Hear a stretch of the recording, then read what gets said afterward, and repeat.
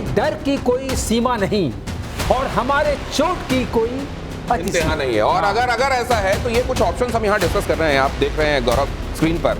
ये असल में कुछ लोग ये समझ रहे हैं कि इस समय डिले हो रहा है भारत की तरफ से।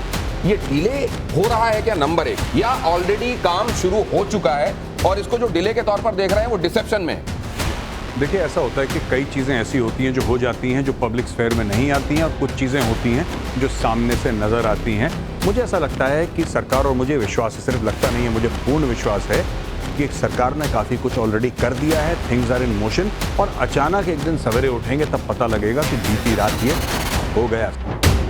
22 अप्रैल को पहलगाम में हुए आतंकी हमले के बाद ये सवाल बार बार सामने आ रहा है कि भारत पाकिस्तान से कैसे निपटेगा, कैसे आतंकिस्तान का इलाज होगा, कैसे पाकिस्तान और वहां आतंकियों की कमर तोड़ी जाएगी। रिटायर्ड मेजर गौरव आर्या ने इसे लेकर जो बताया उसे जरूर सुनना चाहिए। तो ये कुछ ऑप्शंस हम यहाँ डिस्कस कर रहे हैं, आप देख रहे हैं गौरव स्क्रीन पर। ये असल में कुछ लोग ये समझ रहे हैं कि इस समय डिले हो रहा है भारत की तरफ से। ये डिले हो रहा है क्या नंबर 1, या ऑलरेडी काम शुरू हो चुका है और इसको जो डिले के तौर पर देख रहे हैं वो डिसेप्शन में है? जी, देखिए, ऐसा होता है कि कई चीज़ें ऐसी होती हैं जो हो जाती हैं, जो पब्लिक स्फेयर में नहीं आती हैं, और कुछ चीज़ें होती हैं जो सामने से नज़र आती हैं। मुझे ऐसा लगता है कि सरकार, और मुझे विश्वास है, सिर्फ लगता नहीं है, मुझे पूर्ण विश्वास है कि सरकार ने काफ़ी कुछ ऑलरेडी कर दिया है। थिंग्स आर इन मोशन, और अचानक एक दिन सवेरे उठेंगे तब पता लगेगा कि बीती रात ये हो गया। सर्जिकल स्ट्राइक्स के साथ भी यही था।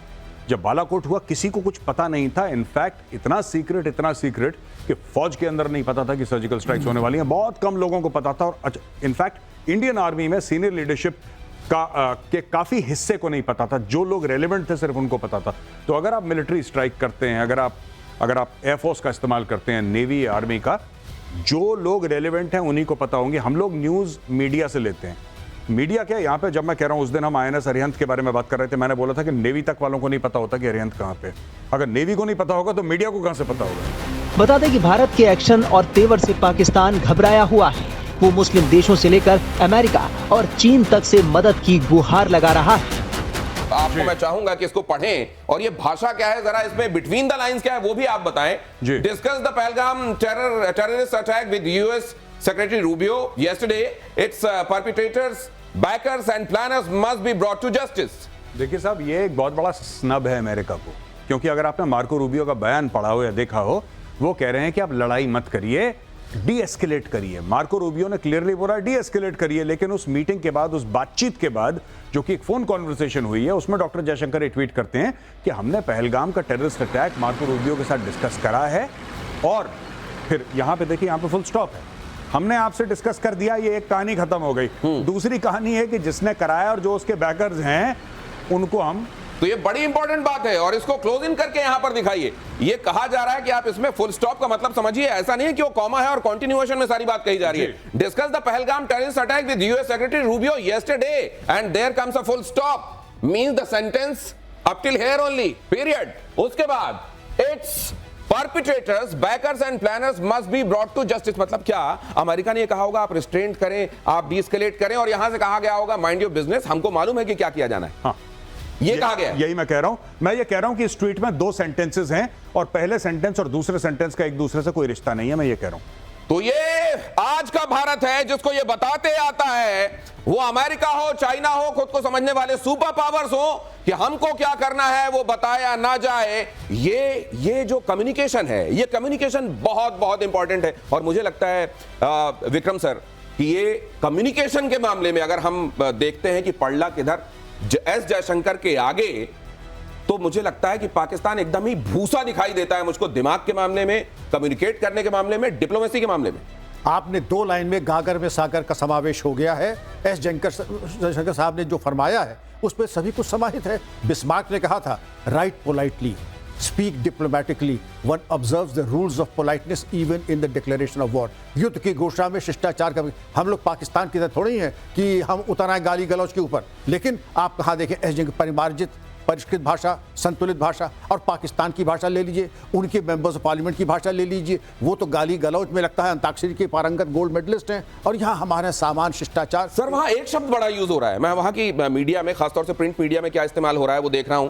गौरव, एडवेंचरिज्म बहुत इस्तेमाल करते हैं, वो क्यों करते हैं ये भी आप बताइएगा, लेकिन उससे पहले जरा ये देखिए, हाफिज सईद, मसूद अजहर, इनको किसी जैसे जैसे कहीं पर अगर कुछ होता है और मां को दिक्कत होने लगती है ना, अपने बच्चों को लेकर छिपाने छिपने की स्थिति आ जाती है। देखिए कितना वात्सल्य उमड़ रहा है इन टेररिस्ट के लिए। आतंकी हाफिज सईद की सुरक्षा को लेकर पाकिस्तान बेचैन है। पाकिस्तान ने आतंकी हाफिज सईद का ठिकाना बदला, लाहौर की सुनसान कोठी से आबादी वाले इलाके में शिफ्ट किया कि अगर कहीं कोई एक्शन हो तो कम से कम आबादी को देखकर शायद एक्शन लेने वाले सोचें।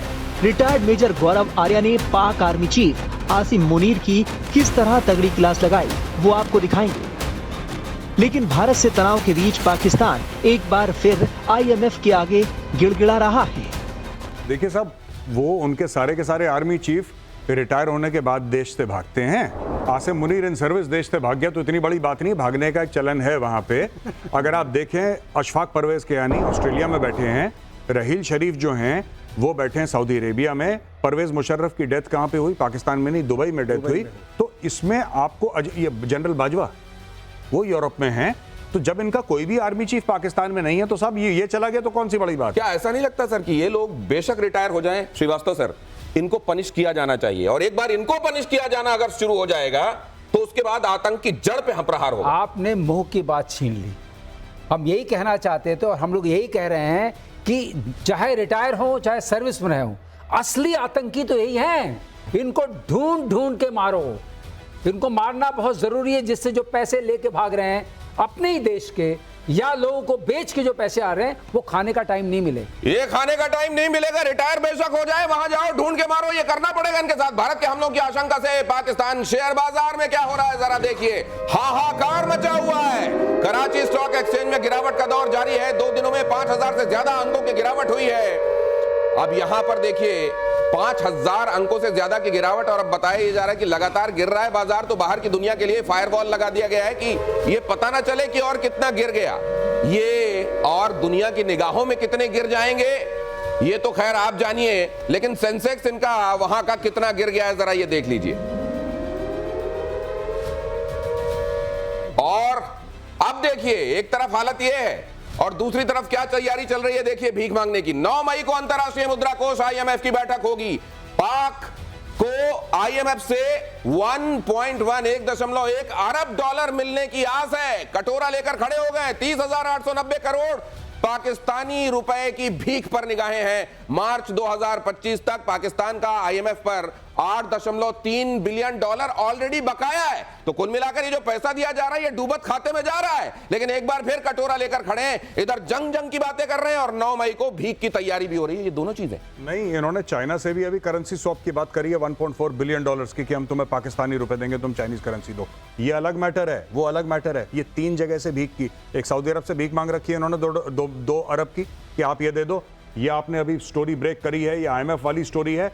और अभी इन्होंने 1.4 billion dollars worth of currency swap बोला है कि हम आपको पाकिस्तानी रुपए देंगे, आप हमें चाइनीज करेंसी दो। ये 3-4 जगह एक साथ भीख मांग रहे हैं, एक जगह भीख नहीं मांग रहे। आपको लग रहा है एक से मांग रहे, नहीं। ये तो एक भी जगह से मिल जाती है तो इनकी फौरी दुश्वारी दूर हो जाएगी। नहीं, भाई लोग तीनों जगह से लेंगे। देखिए ऐसा नहीं है, इस मामले में बहुत कॉम्पिटेंट है।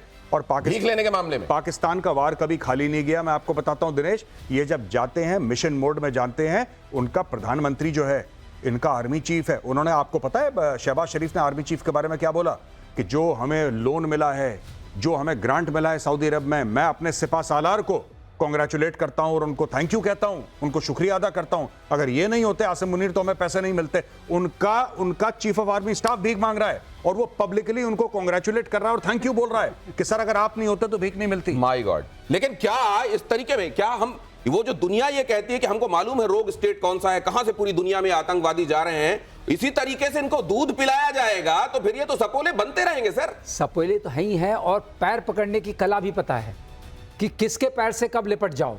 पैसे मिल रहे हैं लेकिन आप उससे जोड़ के देखिए, कहते हैं हम लड़ लेंगे हिंदुस्तान से। कैसे लड़ लोगे? एक दिन का खर्चा आता है 1 अरब डॉलर। 10 दिन लड़ोगे उतने पूरे पैसे खर्च हो जाएंगे 10 दिन में। तो मतलब ये भीख मिली तो भी नहीं चलेगी ज्यादा? कैसे चलेगी? जाहिर है पाकिस्तान की मुश्किलें बढ़ती जा रही हैं। वो हर तरफ से घिर चुका है। अब देखना होगा कि आने वाले दिनों में भारत की ओर से पाकिस्तान के खिलाफ क्या सबसे बड़ा एक्शन होता है।